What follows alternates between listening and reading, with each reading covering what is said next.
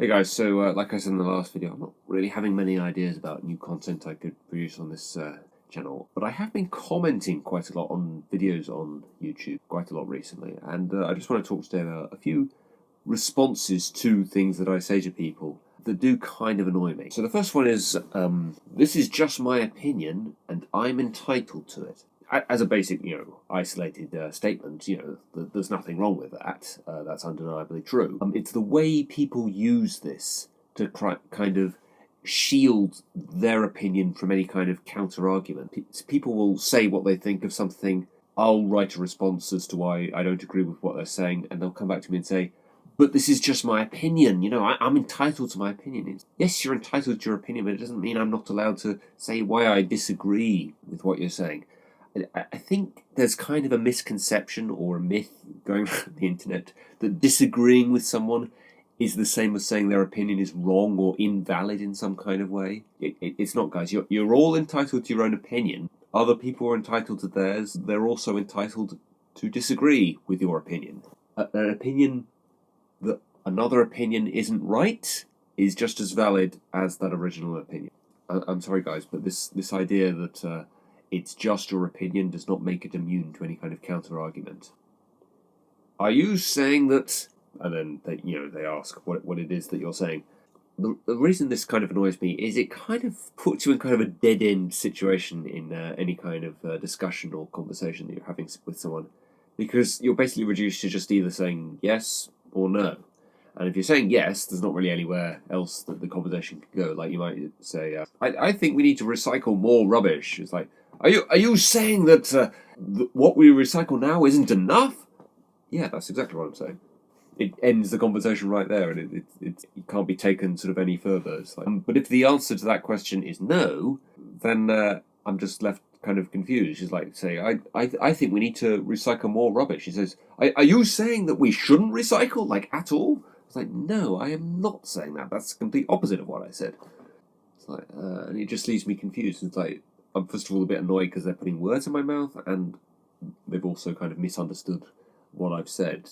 They're making out that that's somehow my fault. Sometimes it's actually sort of really bizarre, some of the things people suggest that I'm saying. It's like, I'm just left completely mystified. It's like, I did not say anything even remotely resembling what you're suggesting I said. The third one is, I don't want to have a debate about this. Nothing wrong with that kind of attitude, nobody's going to force you to step into a conversation or a debate about anything. If you're just not comfortable with being in that kind of situation, that's up to you. The reason why it annoys me is... this always is something people say when they leave a comment, I respond to it, and then they come back to me and say they don't want to have debate about it. So why comment? Why even leave that comment in the first place? It's sort of the classic sort of problem with this attitude people have on the internet. They all want to say what they think of things, but nobody's prepared to back it up. Nobody's prepared to deal with the fact that not everyone is going to feel the same way they do. It does seem to me like a lot of people just want to say what they think, but they don't want people responding to what they think, which I guess is fine. It's kind of narrow-minded, and it kind of censors the whole discussion. And I mean, in some ways, that kind of attitude is kind of typical of people on the internet, because even when you try to counter-argue what people say, nobody ever comes back and says, you know what, you're right. But 99% of the time, people just are not budging from their point of view at all, no matter what you say to them. I think it would be a useful tool if it were just a bit easier to turn off replies for a lot of people, because a lot of them obviously just want to say what they think and just leave it there. It disappoints me a lot of the time. Sometimes I actually have people come back to me and admit that they didn't even read what I said in response to. And the last one is, why did you write a book? They don't mean this question like literally. What they mean by this basically is, why have I written a lot about it? A lot of the time this is kind of puzzling to me, because people will write a lot into like some big long rant about something, and then I'll obviously have to say a lot in response to this, because obviously, if you're responding to quite a lot of stuff, you're going to have to say a lot of stuff yourself. And it's like, so you're asking me, why did I write a lot? Well, because it's because you wrote a lot. Other times it's maybe more valid because maybe people were sort of making the point, well, why are you wasting so much, of your time typing this out when, this person clearly just doesn't know anything or is kind of clueless. I think people maybe make the mistake that they think that because I've written like 200 words, 300 words, they think that takes hours for me to write out. It's somebody even suggested, like, the other day to me that I spent a whole day writing out a response that was, I don't know, maybe 300 words. It doesn't, actually. It takes, like, maybe 10, 15 minutes. I make a point to never spend more than about 15 minutes on any kind of response, typing something out. Really, if it's something I have to think over any longer than that, it's like, no, this isn't worth my time. Yeah, and to be honest, I think it's really awesome when people write a lot and write long comments. I hate the fact that for a long time YouTube limited the character limit on comments to 500. They actually got rid of that, and you can write as long a comments as you want now. That was perfect for me because I love reading long comments and I love reading long replies, and I don't really understand why a large quantity of the internet seem to take issue with people who write a lot. I don't know if it's just that people are lazy, the whole too long didn't read mentality, or I don't know, maybe they're just using it as an excuse to not even bother to read what I've written, like I was talking about before. But they always sort of say this in kind of a way that sort of makes it sound like I should have been more courteous towards them. I should have thought to myself, this person probably doesn't want to read very much. I better condense down what I have to say to them. If it were me, I would have the complete opposite attitude. I'd want them to have as much to say in response to me as possible. The other thing that I find kind of funny is sometimes when I reply to people, they come back to me and say, stop replying to me, or stop giving me things to reply to. Do they think that I've actually sent those notifications myself? It's like, I've sent a reply to this person. I better let them know. I better email them this notification. It doesn't work like that, guys. It's an automated thing by the website, I don't think humanity as a whole is quite as lazy as the internet makes out, with this sort of really short attention span people have with long comments, or not wanting to even bother to read long comments a lot of the time. I think it is just a case of lazy people just will spend a lot of time on their computers. So those are the types of people that you come across on the internet a lot of the time.